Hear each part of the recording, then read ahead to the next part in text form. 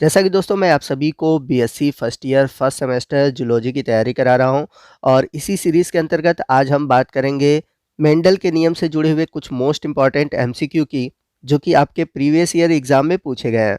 तो वीडियो में हम एमसीक्यू भी सॉल्व करेंगे और उसके साथ-साथ जितने भी टॉपिक हैं या जितने भी एमसीक्यू हैं, मैं उन्हें एक्सप्लेन करते चलूँगा, क्योंकि यदि आपका क्वेश्चन से रिलेटेड कोई भी डाउट है वो क्लियर हो सके। तो आज का वीडियो बड़ा ही इंपॉर्टेंट होने वाला है, आप वीडियो को ध्यान से देखिएगा और पूरा देखेगा। तो आइए आज के वीडियो की शुरुआत करते हैं।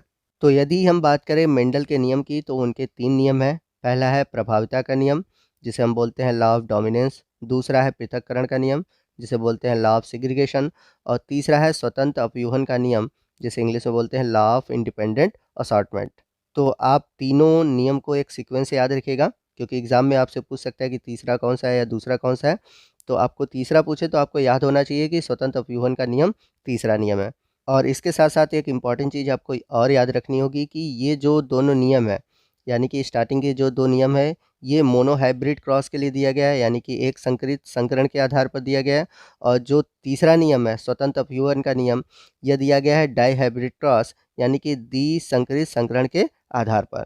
तो ये पॉइंट याद होना चाहिए। यदि हम बात करें प्रभाविता के नियम की, तो ये बहुत सिंपल सा नियम है, ठीक है। इसमें क्या है कि एक ही कैरेक्टर के जो 2 ट्रेट्स हैं, जैसे हम लंबाई की बात करें तो एक टॉल है और दूसरा है शॉर्ट या आप ड्वार्फ भी कह सकते हैं।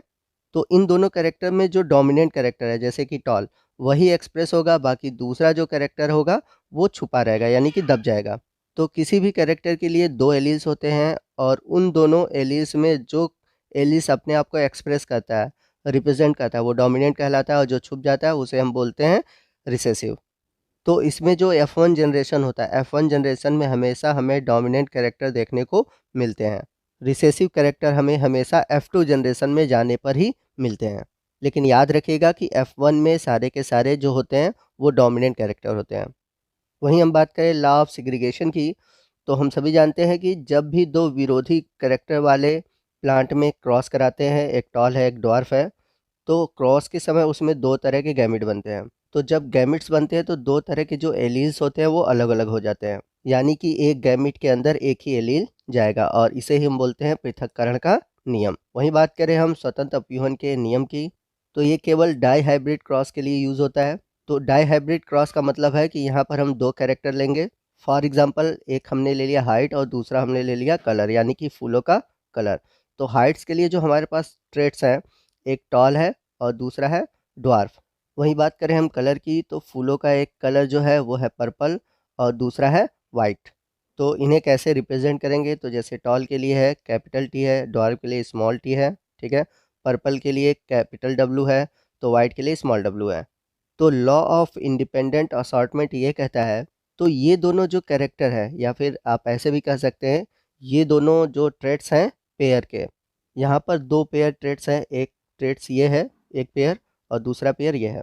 मान लेते हैं ये पेयर ए है और ये पेयर बी है। तो ये दोनों जो ट्रेट्स के पेयर हैं, ये एक दूसरे से स्वतंत्र हैं और इनके क्रॉस से जो नया प्रोजेनी बनेगा, यानी कि जो नया बच्चा बनेगा, उनमें इन दोनों पेयर से कोई भी एक दूसरे के साथ क्रॉस कर सकता है।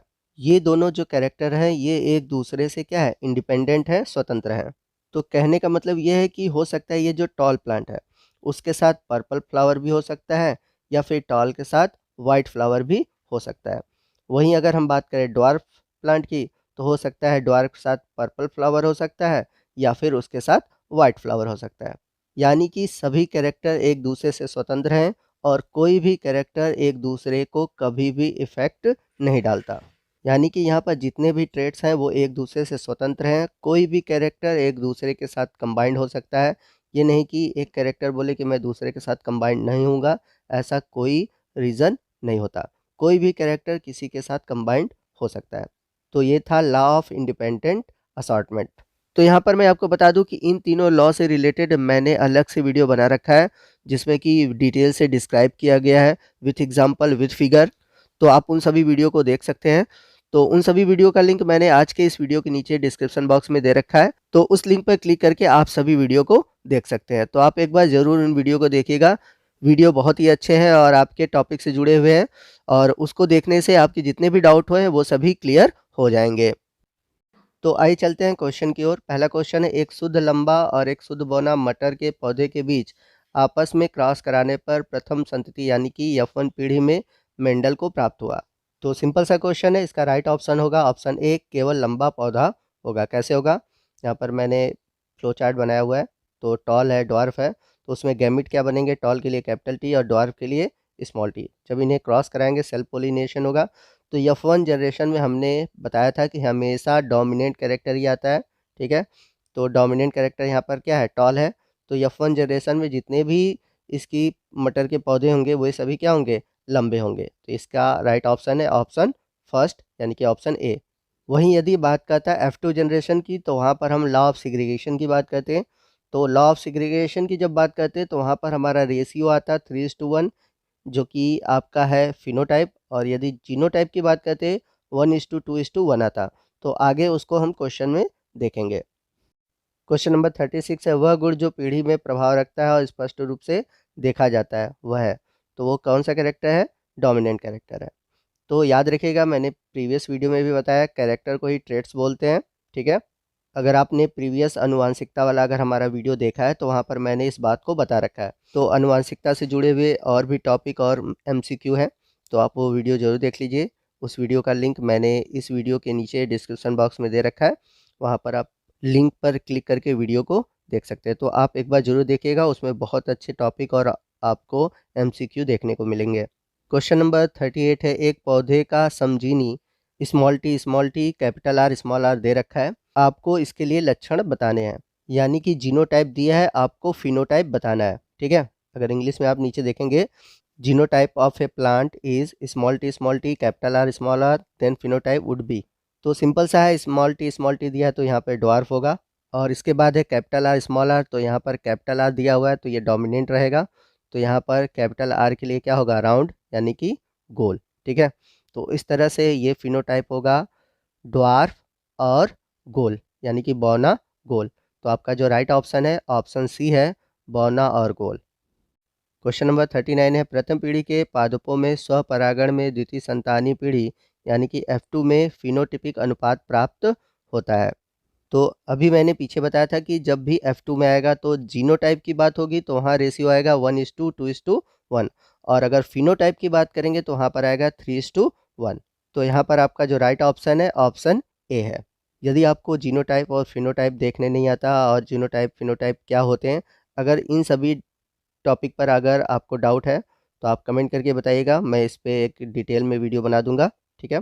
क्वेश्चन नंबर 40 है, प्रथम पीढ़ी के पादपों में स्वपरागण से द्वितीय संतानी पीढ़ी यानी कि F2 में जीनोटिपिक अनुपात प्राप्त होता है। तो पीछे मैंने बताया था कि जीनोटिपिक अनुपात क्या होगा? 1:2:1 होता है। और ये बात याद रखिएगा कि ये केवल मोनो हाइब्रिड क्रॉस के लिए है, डाई हाइब्रिड क्रॉस में कभी भी आपसे जीनोटाइप और फिनोटाइप नहीं पूछेगा, ठीक है। तो यहाँ पर आपका जो राइट ऑप्शन है ऑप्शन बी है, जीनोटिपिक रेशियो 1:2:1। किस पीढ़ी के लिए? F2 पीढ़ी के लिए। और हाँ, F1 पीढ़ी के लिए कभी नहीं पूछेगा क्योंकि F1 पीढ़ी में सभी डोमिनेंट होते हैं, सारे के सारे प्रभावी गुण वाले होते हैं, इसलिए कोई रेशियो नहीं होता। तो दोस्तों ये था हमारा आज का वीडियो। नेक्स्ट पार्ट में हम मेंडल के नियम से जुड़े हुए जितने भी एक्सेप्शन है यानी कि जितने भी अपवाद हैं उनसे जुड़े हुए MCQ सॉल्व करेंगे और हर एक MCQ को मैं एक्सप्लेन करते चलूँगा ताकि उससे जुड़े हुए जितने भी डाउट है वो क्लियर हो सके। तो आपको आज का वीडियो कैसा लगा कमेंट करके ज़रूर बताइएगा। वीडियो अच्छा लगा हो तो वीडियो को लाइक और शेयर करना मत भूलिएगा और कोई भी डाउट हो आप हमसे कमेंट करके पूछ सकते हैं। तो दोस्तों मिलते हैं अगले वीडियो में अगले टॉपिक के साथ, तब तक के लिए जय हिंद, जय भारत।